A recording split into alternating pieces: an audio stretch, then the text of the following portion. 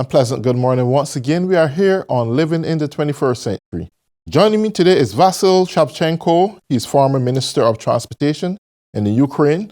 Also is Sean Schofield from Cullman, Alabama, USA, who was former U.S. military vet serving in Iraq and Afghanistan, now volunteering in Ukraine. We also have Randy Sturgill. He's from Wilmington, North Carolina, USA, and serving in humanitarian capacity in the Ukraine. Also joining us this morning is the head of International Legion and Territorial Defense from the Ukraine. He'll be speaking with us and giving his name. So with that said, Mr. Shevchenko, it's a pleasure to have you here again.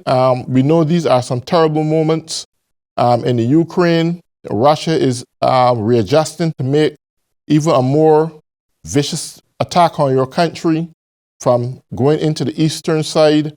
And that is something that I would love to talk to the head of International Legion Territorial Defense at some point as we go through this interview. So, Shevchenko, how are you keeping and your family is getting along at this time? First of all, I'd thank you for having me. And last our conversation was before war, and we tried to make forecast for the future. Now we are in the war, and I told you that Ukrainians will be struggling against our enemy really serious, and we will win, and our victory will be over. And now I can say that my family is good. My family isn't in the Kiev, because to live in Kiev now is really danger, but a few weeks before it was higher danger. To be honest, we were sure that Ukrainian troops and Ukrainian the defense forces defend Kiev and defend country, defend capital, and all value we have in the city heart, in the country's heart,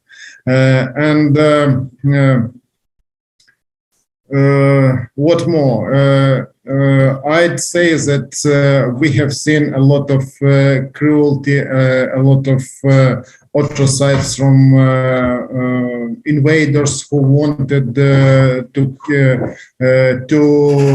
capture Ukraine. But I can say exactly that now world have pulled ourselves together and struggling against Russia's invader. And now I can say that all civilized world support Ukraine. And first of all, I really thankful every American who help us in United States, and every American who are here now. It's really people who share our wishes and who wants to help us in really dark time for Ukraine. It's really important, and we will remember all our life, and Ukraine will remember it. Absolutely. But at the same time, I'd stress that it's representative of veterans. United States, for example, it's veterans from Marine Corps United States, and it's representative of public society United States, and people who share their view, and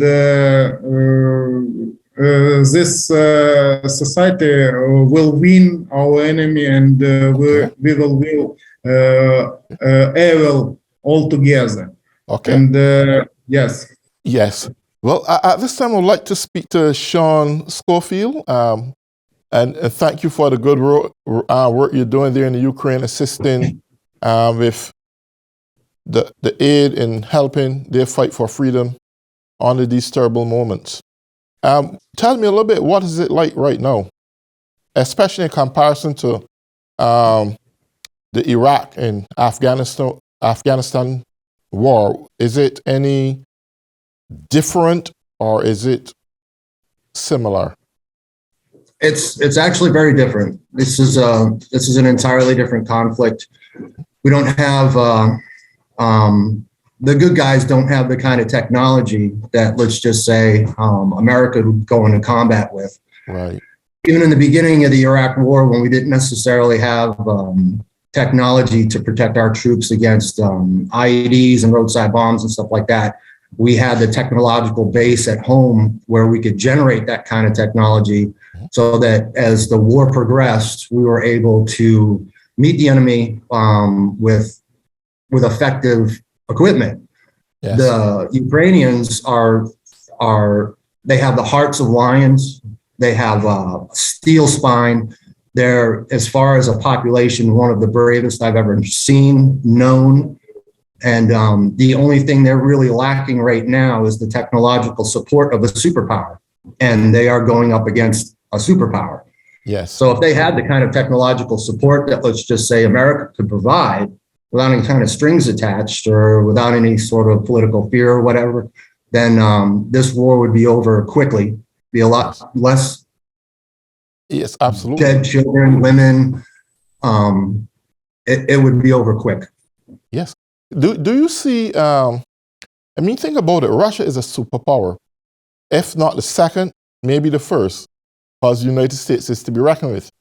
As a superpower, considering Ukraine doesn't have all this new technology and armor to fight with, and they are giving Russia hell to win this battle. They are pushing them back. They're like, everything is going in their favor. Do you see this as a holy war that's going on right now, or how do you rate this? Well, I might be kind of jaded in my views about that. I have no problem telling anybody that I followed the voice of God here. It's my personal belief that God is definitely behind these people. Yeah. I believe that eventually, when success comes, hopefully quicker rather than later, that God will definitely be a factor behind that.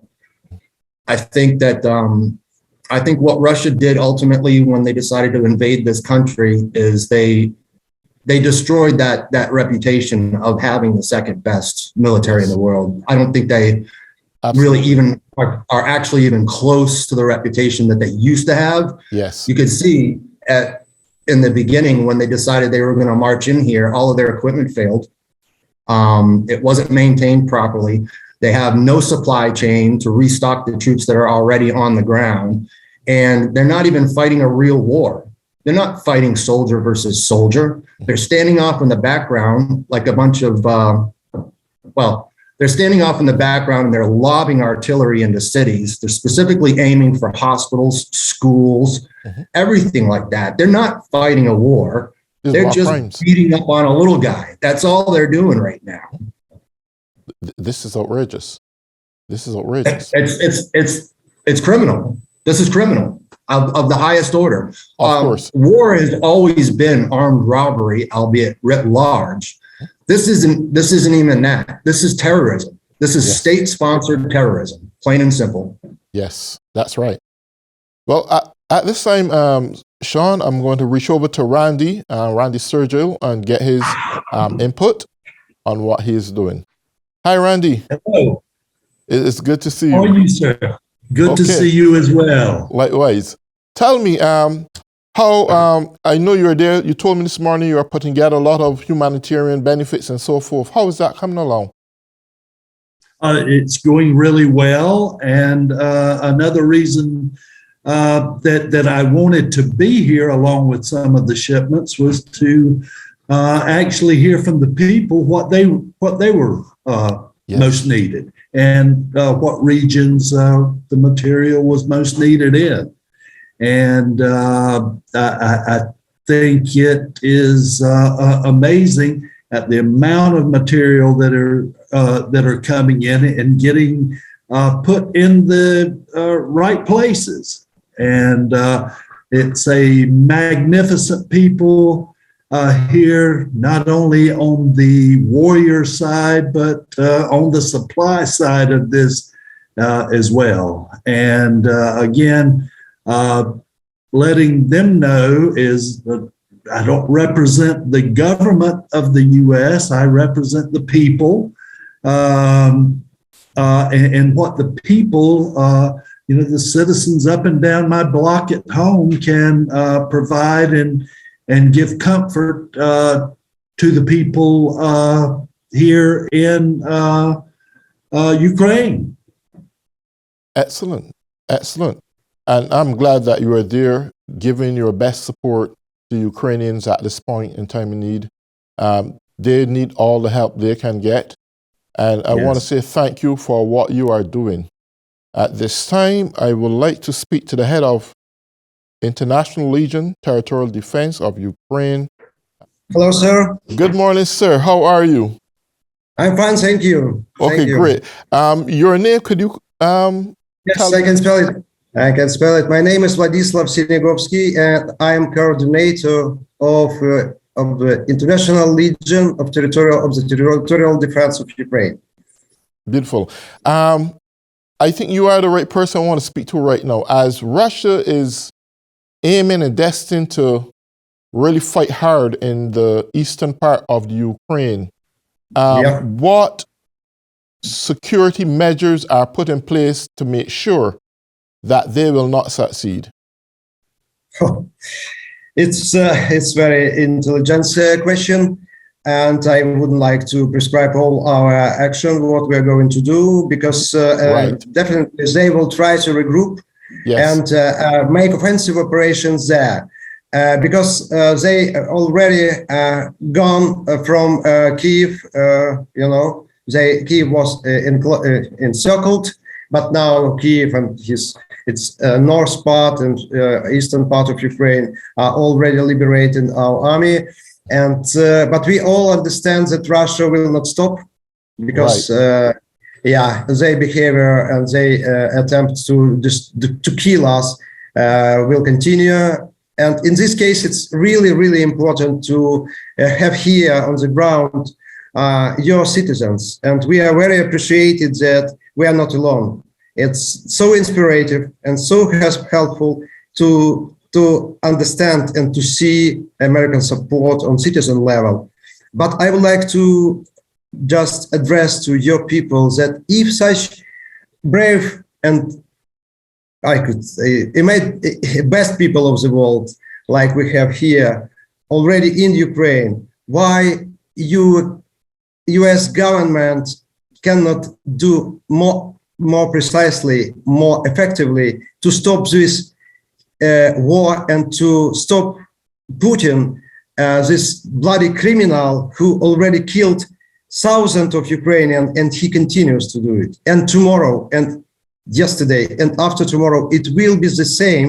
And the best people, not only from Ukraine, but also from US, from UK, from many European countries, are under real threat from Putin aggression. So it's not just war between Ukraine and Russia. It's war between civilized world and orcs, people who would like to destroy it, all globe. Please take into consideration my words. Thank you so much for the opportunity to talk. Of course. Now, Mariupol was totally demolished. I mean, it's like don't exist anymore. Do you think it's Putin's intention to destroy as much Ukrainian cities as he possibly can? Yeah. I not only sure, I see a lot of confirmation that it is. Because look at Mariupol, for example. Look at Kharkiv. Look at Akhtirka, small city on the north of Ukraine. Mm-hmm. So they use such strategy. They wouldn't like to fight with us on the street. They firstly shelling us, heavily shell, make bombing, And after that, they use heavy vehicles, and only after that they go to practically destroyed cities. So in this case, all Russian military power will be used in such direction, such strategies. They will use heavy shelling. In this case, we need heavy weapon. But who can support us as if America just waiting? Because we really need heavy weapon at this moment. Yeah. So recently, U.S. had given some advanced weapons that can actually protect more of Ukraine airspace and do more destruction to U.S. To Russia jets. Do you see that playing an integral role right now in the war, or a turning point in the war? It's difficult to say honestly, because yeah, it could be. It could be. At this moment, we feel that we are a little bit in safety from sky point of view. Yeah, from the sky. And hopefully it goes about American assistance. I cannot be sure of 100%, but hopefully yes. Hopefully right. yes, and because we have deep understanding and mutual understanding what's going on the ground, and I feel I have a lot of American friends here, and you see that American citizens here, because they are the same as Ukrainians. They would like to stand for freedom, for dignity, and for democracy as we stand. So we are like one. And in this case, I am absolutely sure that we will win. But the question is how fast and how many people we will save. It's the question to, first of all, it's question to your government. Right. Because Americans already with us, and we feel it every day. And thank you so much. Thank you. Right. So U.S. is giving Ukraine intelligence as we speak as to how Russia is repositioning themselves. They're giving advanced equipment to better protect yourself.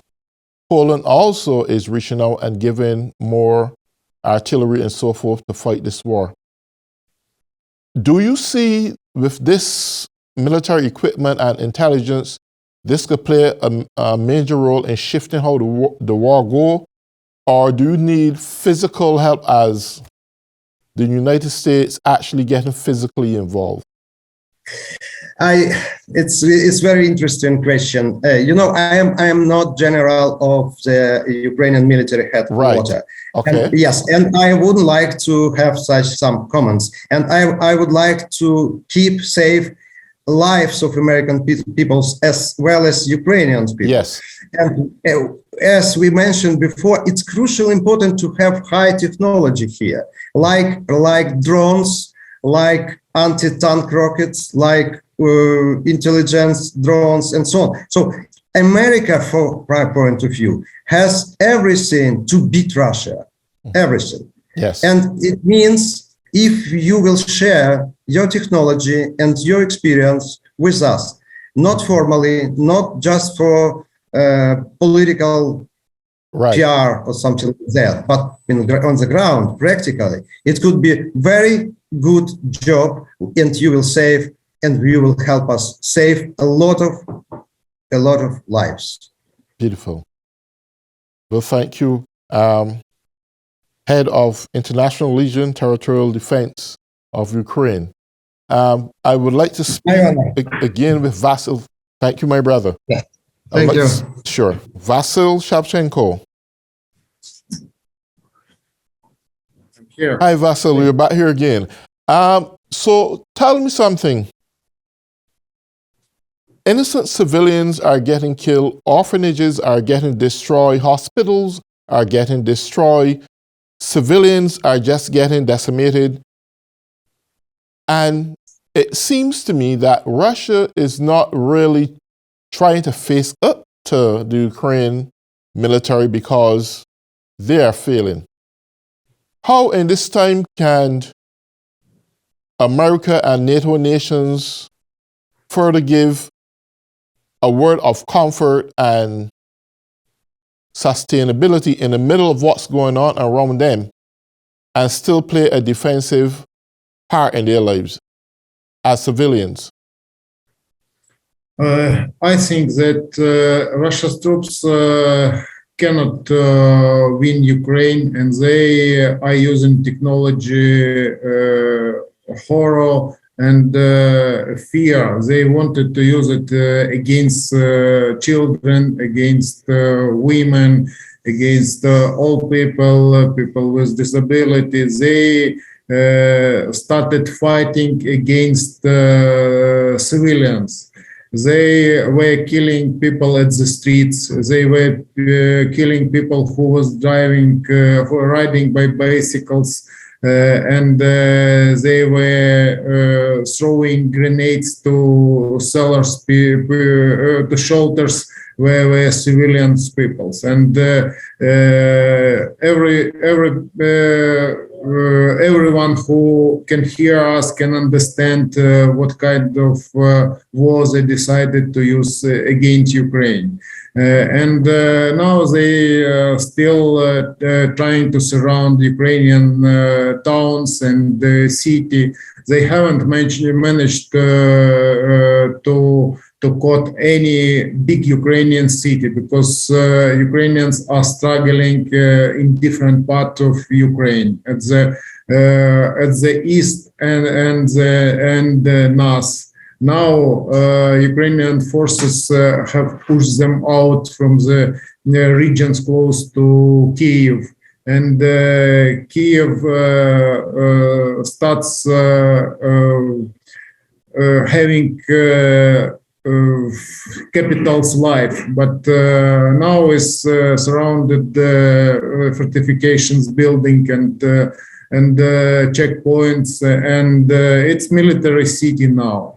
And Ukraine and every Ukrainians overcoming its difficulties. And what's more important, that United States citizens and veterans and public society now with us. They decided to come here to support us, to be with us, and they are ready to advance with Ukrainians to attack Russia's troops, to push them out from Ukrainian territory, to push them to their country, and we are together. We are strong because we are supported by our friends, and we are sure that we will win. They wanted to capture Ukraine during 3 days, but now it's second month they are trying to capture only city after this time, and they haven't managed it. And I'm sure that if United States government will help us with a heavy weapon, we will be able to push them back and to win in this battle and liberate our city and villages along the Ukrainian border, where now are Russia's troops. And I can say that they will not receive Ukraine, and using against Ukrainians their instruments similar to horror and fear have fallen. They haven't managed to do it, but all world can see what instruments is in the has Russia's army.